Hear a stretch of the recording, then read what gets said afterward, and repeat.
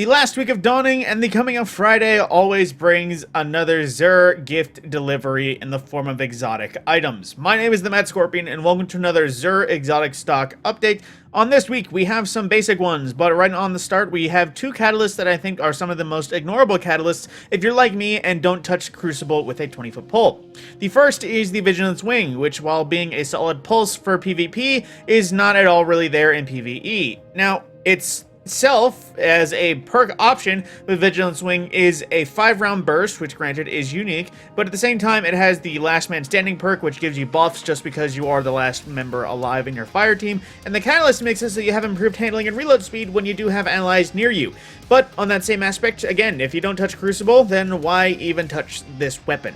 Speaking of the same for the next MIDA multi-tool, it used to be outlaw, but now it is unflinching, which for the Crucible lane scoper, this would be a solid option, but then again, only really good for Crucible. MIDA isn't really usable anywhere else. On the next set, we have similar ones with the Bombardiers being mostly good for Crucible. We have the perk of Parting Gift. Dodging leaves behind an explosive that detonates after a short delay, damaging targets nearby it, and creating secondary effects based on the super's element. So this actually works really well with Prismatic. Now, at the same time, though, it is only blinding, scorching, suppressing, slowing, or severing. So depending on your PvE build, this could be quite nifty. But it's mostly used for PvP just as some extra dodge damage in case you're the type of hunter that just likes to dodge everywhere. The next is the Dune Marchers, which similarly so for the Crucible, makes it so that you have increased sprint speed because Crucible is all about mobility, boring enough, but then sprinting also builds up a static charge that after you hit a melee attack with an enemy, or hit an enemy with a melee attack, the charge will chain to nearby enemies, but it will be some basic damage. It's not like it's jolting or anything else. It will be just an extra hint of damage. The next is the Phoenix Protocol, which to this day is still a PvE master in the form of a Battle Hearth, so anything done in a Well of Radiance, kills, or assists will return up to half of your super energy. Once upon a time, it used to be far more broken, but it is still a top-tier option if you are the well lock and are looking for multiple wells. And of course, in terms of PvE, there's always the benefit of having this on to recharge your well while the well is going, and then as soon as you place it, swapping to something like, I forget his name, Sanguine Alchemy, so you can get the enhanced damage, and then from that point, well, at the same time, you might want to swap a little bit back and forth, but you know what I mean.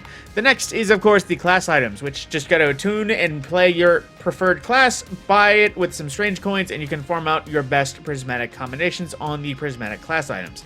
Then, in terms of the strange offers, just darting through this, Ascendant Shards, Enhancement Cores, Glimmer, and Crucible Engrams, in case you want some money.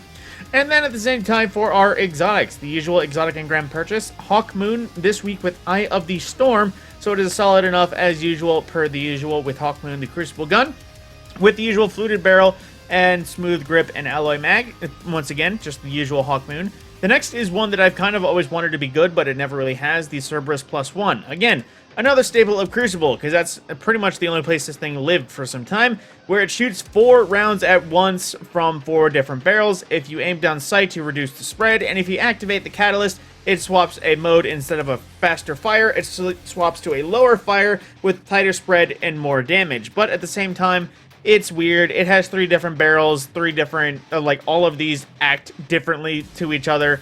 It has a weird damage profile. It was a nifty idea, but at the same time, it doesn't really live anywhere that you would need this to live. The next is the Merciless, which is something from the vanilla of Destiny 1, iconic Destiny 2 gun if there ever was one. It may just look like a basic fusion rifle, but it makes it so that anything you don't kill will increase this weapon's charge time for a burst. At the same time, it also has a form of kill clip that is different from the rest, and the catalyst, while simple, it does give it range and stability, which could use a rework. But even in this day and age, anytime there is a buff to fusion rifles going on, many people try Merciless in the damage PvE god tier, and it usually is somewhere among A or B tier at the very least. Solid options in case you don't have a pick.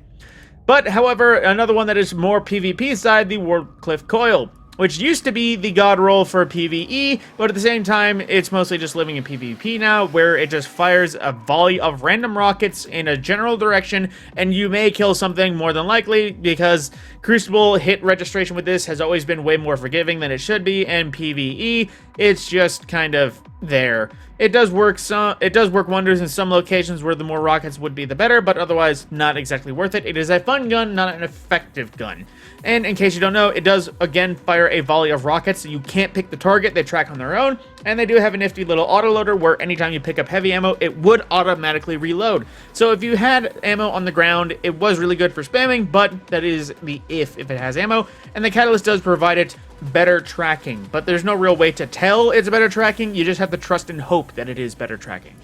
And the next available weapons, we have the legal action high impact kinetic new monarchy pulse rifle, one that I would definitely recommend for the Crucible folks. I definitely enjoyed this for my time that was in the last bit of Crucible when it was like season 17. Regardless, next is the different times a rapid fire strand pulse rifle from Season of the Deep that can be crafted in case you wish to make it. The 7th Seraph Arc submachine gun vertical frame, very solid submachine gun, although it is still quite outdated even up to this point. The Persuader Void Sniper rapid fire frame from Season of the Witch, which is just another one of those ritual rolls, can't be crafted. Has some nifty options, but there may be a better home in Crucible for this one. The Fallen Guillotine, the iconic Vortex Blender Sword, all the way back from Season 11, which does have a nifty perk set of Tireless Blade and Surrounded, but the Whirlwind Strikes, Relentless Strikes kind of combo is still the better. Plus, there is still the Fallen Guillotine that was introduced with Into the Light. And then, as always, a basic uppercut negative space sword, which is to be ignored.